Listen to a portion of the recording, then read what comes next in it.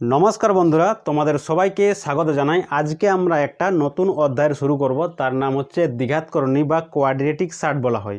এটা তোমাদের দশম শ্রেণীর বিষয় হচ্ছে। তো এই দ্বিঘাতকরণী তোমাদের যদি জানতে হয় তাহলে তোমাদের প্রথমে ক্লিয়ার ধারণা রাখতে হবে মূলদ সংখ্যা আর অমূলদ সংখ্যা। একটাকে বলি আমরা ইংরেজিতে রেশনাল নাম্বার, একটাকে বলি আমরা ইররেশনাল নাম্বার। তার এই দুটো সংখ্যাকে যদি আমরা জেনে যাই তাহলে কিন্তু করণীটা দ্বিঘাতকরণীটা একটু বুঝতে আমাদের সুবিধা হবে। তাহলে প্রথমে আমরা ওই জিনিসটা বুঝবো, তারপর আমরা করণী শুরু করব। তাহলে ক্লাসটা তোমরা কি করবে, অবশ্যই শেষ পর্যন্ত দেখার চেষ্টা করবে। তাহলে ব্যাপারটা হচ্ছে এখানে কি মূলদ সংখ্যা, মূলদ সংখ্যা। তোমরা এখানে যে মূলদ সংখ্যার যে ডেফিনেশন আছে বা যে সংজ্ঞা আছে সেটা তোমরা অবশ্যই জানো, কারণ এটা তোমরা ক্লাস 8 থেকে বা 7 থেকে পড়ে আসছো। এই জিনিসটা হয়েছে 9-এ তো অবশ্যই পড়েছো।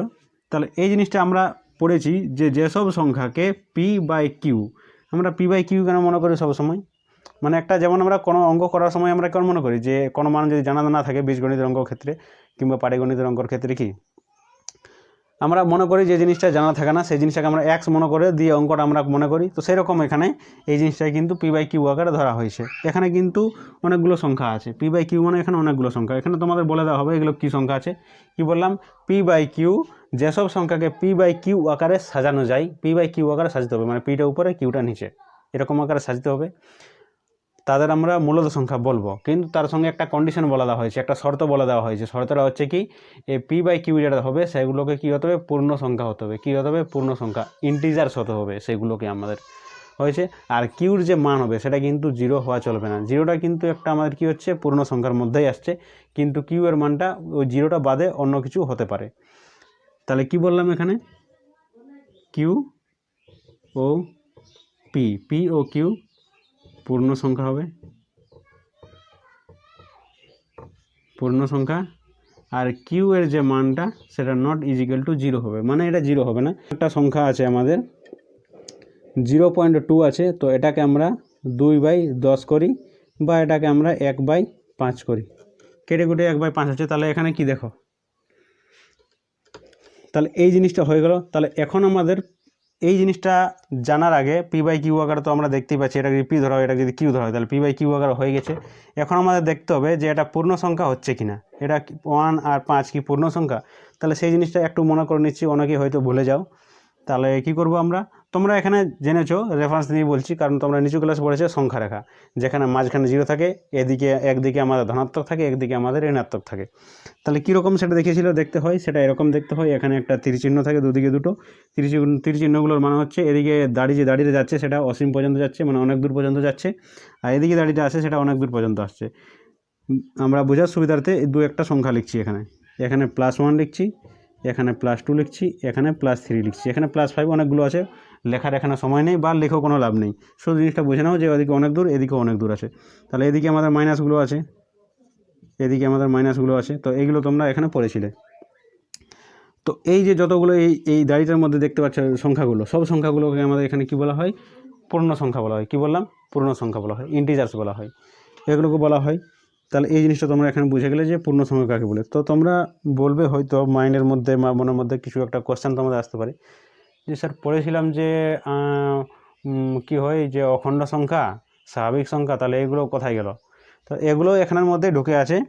যেমন এখানে এইখানটাকে যদি এখান থেকে যদি এই সংখ্যাগুলোকে ধরা হয়, যেগুলো 1 থেকে শুরু হচ্ছে অসীম পর্যন্ত যাচ্ছে, সেগুলোকে আমাদের বলা হয় স্বাভাবিক সংখ্যা, স্বাভাবিক সংখ্যা। আর যদি জিরোটাকে ধরে নিয়ে যদি ধরা হয় তাহলে সেটাকে বলা হয় আমাদের অখণ্ড সংখ্যা, অখণ্ড সংখ্যা। তাহলে এগুলো কিন্তু এর ভেতরে আমাদের আছে। যেটা জানার বিষয় হচ্ছে সেটা হচ্ছে পূর্ণ সংখ্যা। এই পুরো যে আছে সংখ্যা রেখার মধ্যে পুরো সংখ্যাগুলোকে আমাদের বলা হয় কি, বলা হয় পূর্ণ সংখ্যা। এদিকে আমার ধনাত্মক থাকে, এদিকে আমাদের ঋণাত্মক থাকে। জিরোটা কিন্তু ঋণাত্মক বা ধনাত্মক কিছুই আমরা বলবো না, এটাকে নিউট্রাল বলবো, এটা শুধুমাত্র পূর্ণ সংখ্যা হয়ে গেছে। তাহলে পূর্ণ সংখ্যা আমরা বুঝতে পারলাম। তাহলে পি বাই কিউ আকারে থাকতে হবে, মানে নিচে উপরে থাকতে হবে। এখানে মনে ধরে নিচ্ছি আমি 3/2 ধরে নিচ্ছি, তাহলে পি বাই কিউ আকারে 3টা এখানে পূর্ণ সংখ্যা, 2টাও এখানে পূর্ণ সংখ্যা।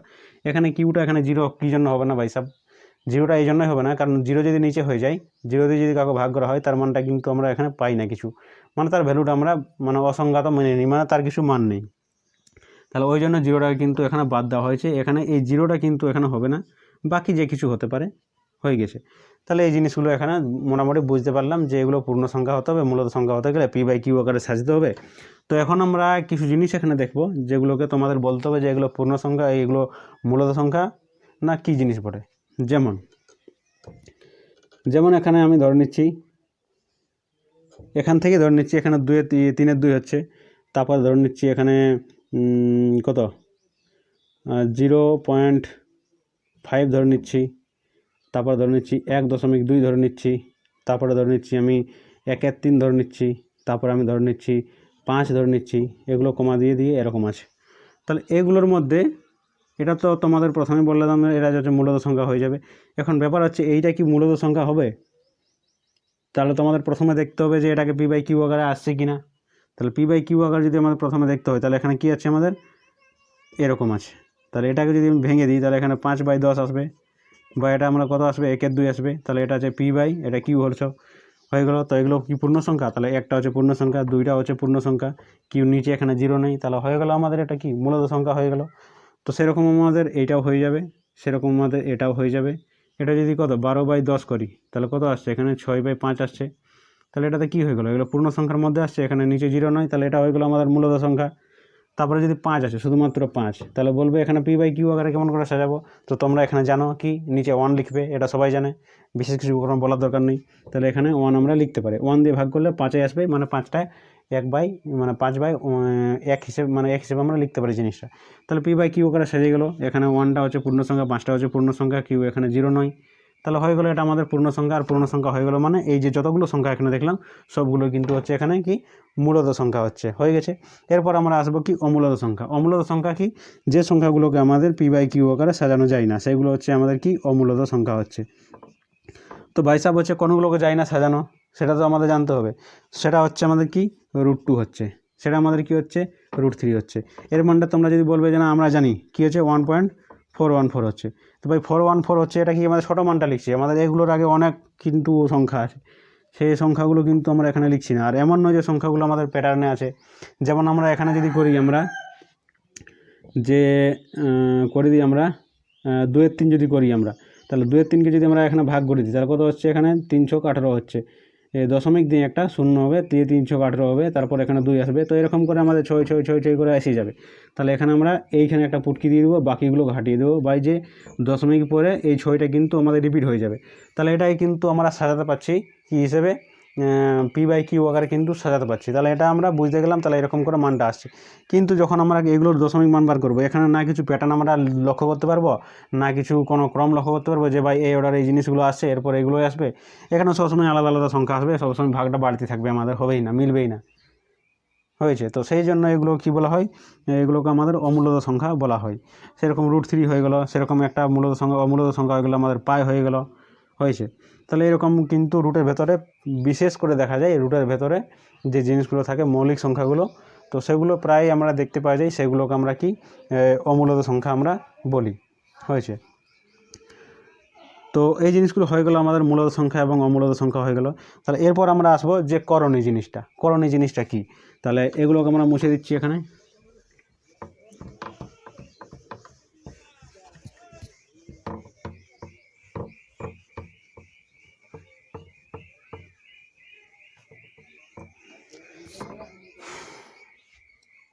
রুটের ভেতরে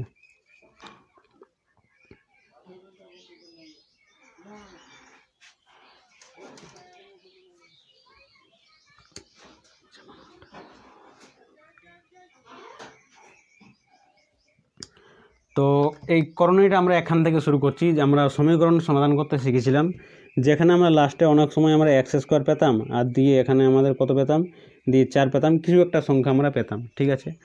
তো দুটোর ক্ষেত্রে আমরা এখানে জিনিস দেখছি, এখানে x² সমান ধরে নিচ্ছি, এখানে কত 5 ধরে নিচ্ছি, তাহলে এরকম করে কিন্তু জিনিসগুলো আমরা পেতাম।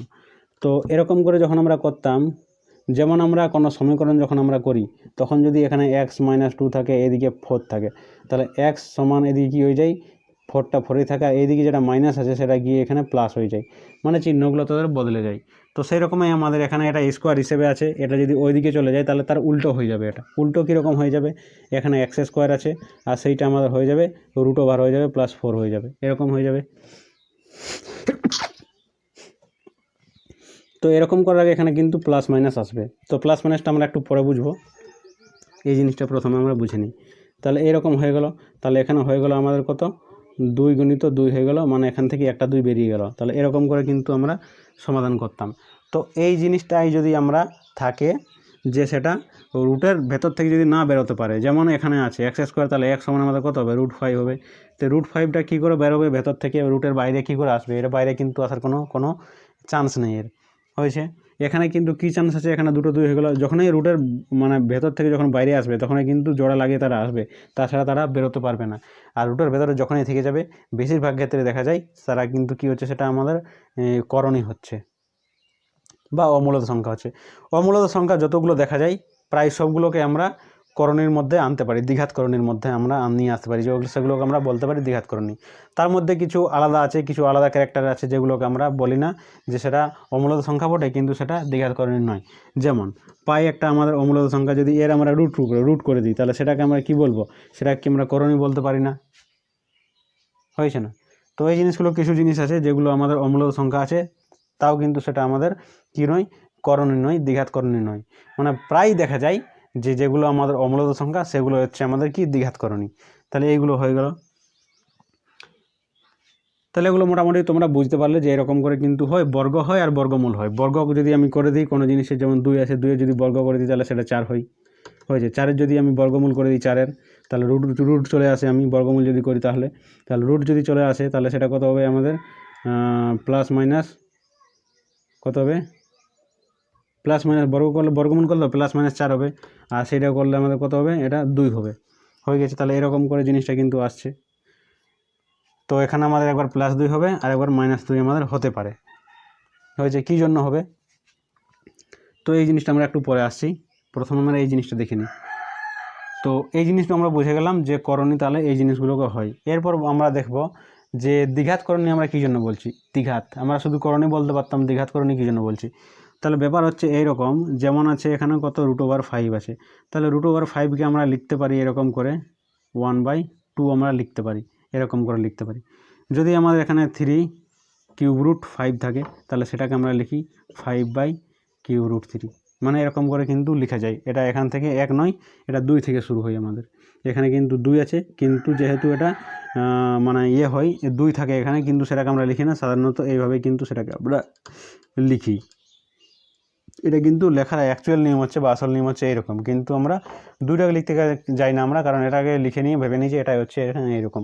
তো এখানে 2 থাকার জন্য এটাকে আমরা কি বলি, দ্বিঘাত করণী বলি, আর সেটাকে আমরা এরকম করে সবসময় লিখি।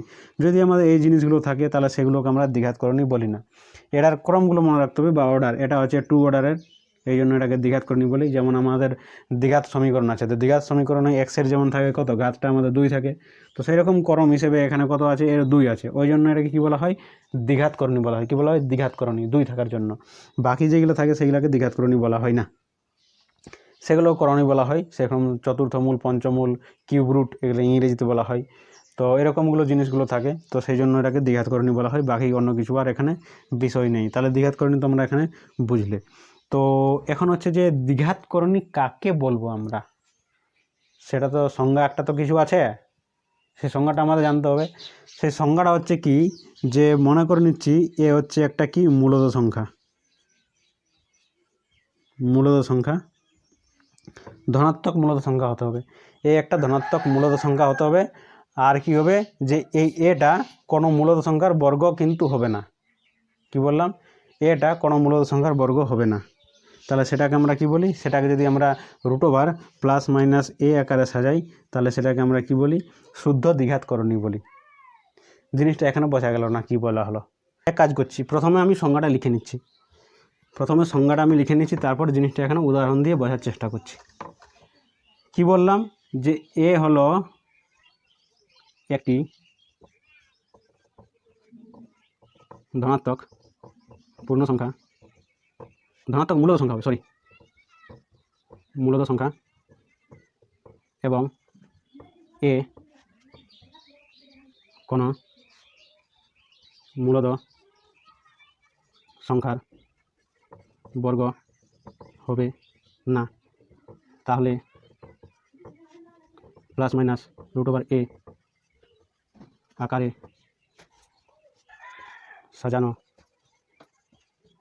সংখ্যাকে শুদ্ধ দ্বিঘাত করণী বলবো। তাহলে এই জিনিসটা হচ্ছে বিষয়, মেন ব্যাপার হচ্ছে এইটা।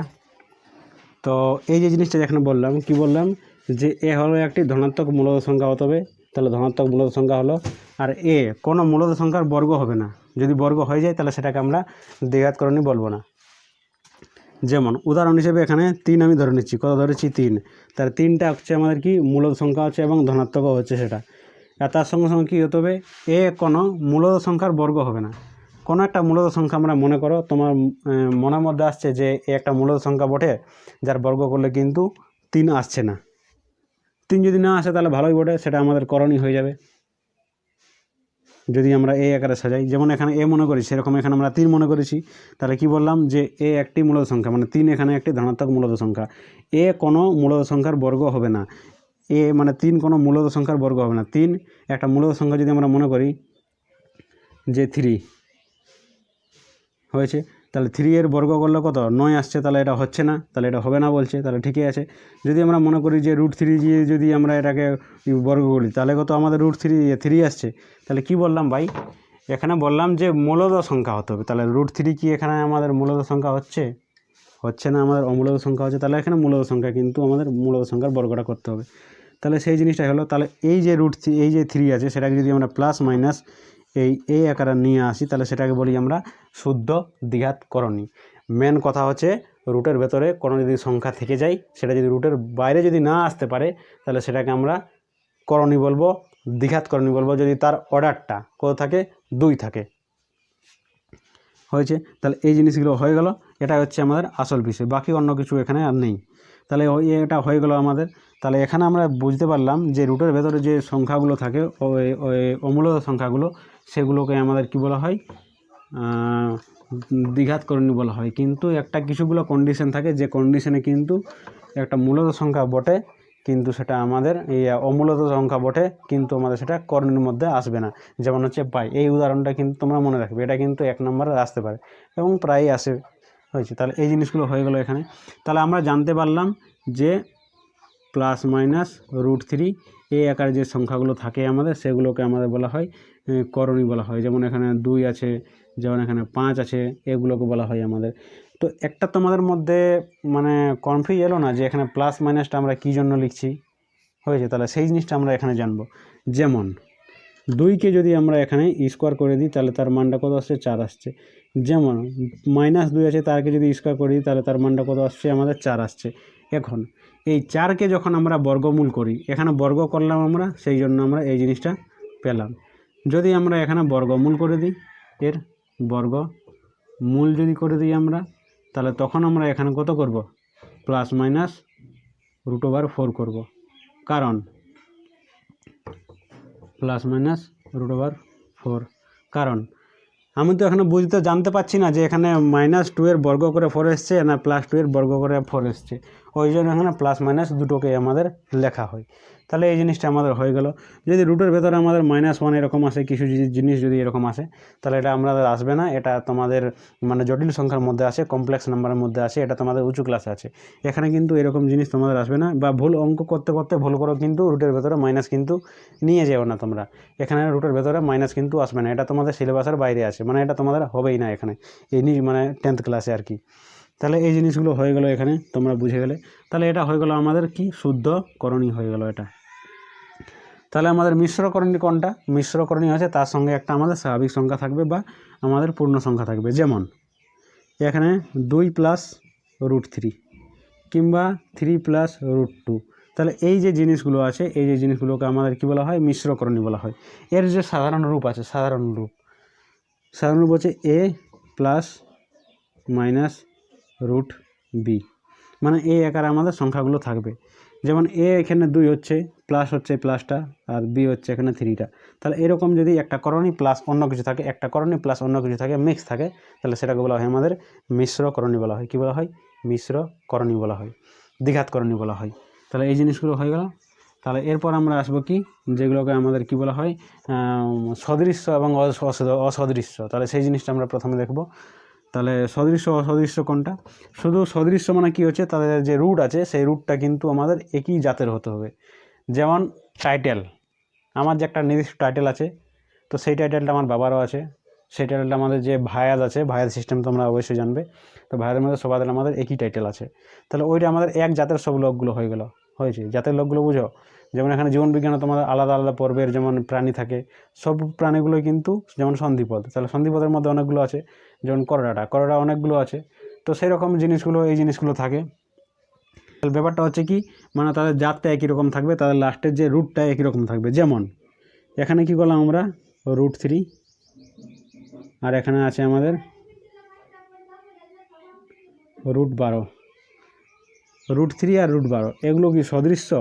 তো আমাদের প্রথমে কি করতে হবে, সদৃশ্য করার জন্য এদের রুটের ভেতরে যে আছে ভাঙার পরে দেখতে হবে যে রুটের ভেতরে যে জিনিসগুলো সেগুলো কি একই ধরনের আছে। যেমন √3 কে আমরা ভাঙতে পারবো না, তাহলে √3 থাকবে। √12 কে আমরা ভাঙবো কত, 4 × 3 ভাঙতে পারি, তাহলে এখানে কত আসছে, 4টা 2 × 2 হবে, তাহলে 2টা এখন বেরিয়ে যাবে, তাহলে 2√3 হচ্ছে, তাহলে এই জিনিসটা হচ্ছে।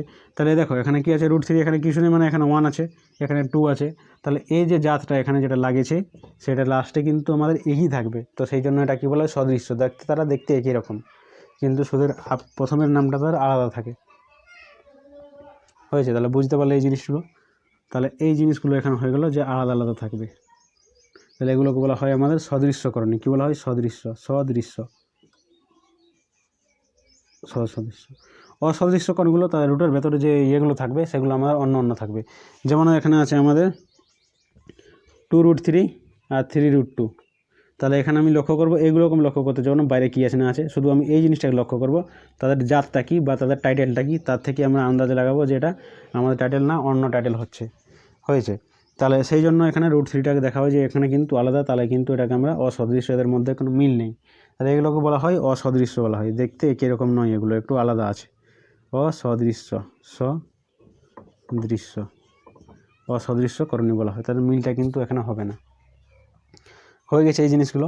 আর এখানে কী জিনিস বাকি থাকলো আমাদের, যে যোগ বিয়োগগুলো এদের কেমন করে করতে হয়, মানে সদৃশ্যর সঙ্গে সদৃশ্য হবে, আর সদৃশ্য যোগ করলে সেটা আমাদের হবে না, সেটাকে ওরকমই আমাদের রেখে দিতে হবে। তাহলে একটা জিনিস দেখি, যেমন এখানে আছে আমাদের, মানে এগুলো অঙ্ক করার সময় তোমাদের কাজে লাগবে, কীরকম, যেমন আছে এখানে √3 আর বাই এখানে আছে √2, তাহলে এটাকে আমরা লিখতে পারি এরকম করে, রুট করে নিয়ে 3/2 আমরা লিখতে পারি। কারণ কী জন্য, দেখো কী জন্য, যখন এটাকে আমরা ভাঙবো তখন কত আসবে, 3/1/2 আসবে, এখানেও কত আসবে, এটা 2/1/2 আসবে, ঠিক আছে? তাহলে দুটোকে আমরা একসঙ্গে করে দিই সূচকের নিয়ম অনুসারে, আর 1/2 কিন্তু এখানে লিখে দিই, আর সেইটাই কিন্তু গিয়ে দাঁড়ায় এরকম করে দাঁড়ায়। তাহলে এই জিনিসগুলো আমরা ডাইরেক্ট কিন্তু এভাবে আমরা লিখতে পারি। হয়ে গেছে এই জিনিসটা বুঝলে, তাহলে এগুলো আমরা সেরকম যোগের ক্ষেত্রে হয়, ভাগের ক্ষেত্রে হয়, আলাদা আলাদা হয়। তো এটা হচ্ছে গুণের ক্ষেত্রে হয়ে গেল। যোগ যদি আমাদের করতে হয়, যেমন এখানে আমরা যদি যোগ করি যে 2√3 প্লাস এখানে 4√3 প্লাস এখানে করে দিই এখানে 2 প্লাস এখানে 5 করে দিচ্ছি 5√3, এরকম করে যদি আমরা করে দিই হলো, তাহলে এখানে দেখো লাস্টে কী আছে আমাদের, √3 আছে, টাইটেলে √3 আছে, √3 আছে, এগুলো সব সদৃশ্য করলে কি, এখানে 2টা √3, এখানে 4টা √3, এখানে 5টা √3, 4 5 9 আর 2 কত হচ্ছে 11, তাহলে 11 √3 হয়ে যাবে। তাহলে এরকম করে জিনিসগুলো কিন্তু হয়। কিন্তু যদি এদের √3গুলো আলাদা আলাদা থাকে, অসদৃশ্য যদি থাকে, কীরকম, যেমন এখানে যদি থাকে 5√3 প্লাস 3√5 প্লাস 2√9, এরকম যদি থাকে, তাহলে আমরা কি করব, প্রথমে দেখব যে এদের রুটগুলো কিন্তু মিলছে কিনা, সদৃশ্য আছে কিনা, একই রকম আছে কিনা। যদি না থাকে তাহলে যেমন থাকে আছে ভাই সেরকমই আমি লিখে দেবো, এদের মধ্যে মানে হবে না। যেমন বিবাহ করার সময় জাতটা আমাদের বিশেষ করে পাড়া গায়ে দেখা যায় যে এই টাইটেলের আছে, তাহলে আমি বিয়ে হবে না হবে না, মিল নেই, তাহলে এরকম কিন্তু হয়ে যায়। তাহলে এরকম মধ্যে প্রথমে গোত্র মিলাই, মানে টাইটেলটা এদের দেখে যে টাইটেল লেখি টাইটেল আছে কিনা, সেরকম অঙ্কর ক্ষেত্রে এখানে সদৃশ্য যদি থাকে তাহলে হবে না, যদি না থাকে তাহলে হবে না। তাহলে এরকমই আমাদের রেখে দিতে হবে, এরকমই থেকে গেলো।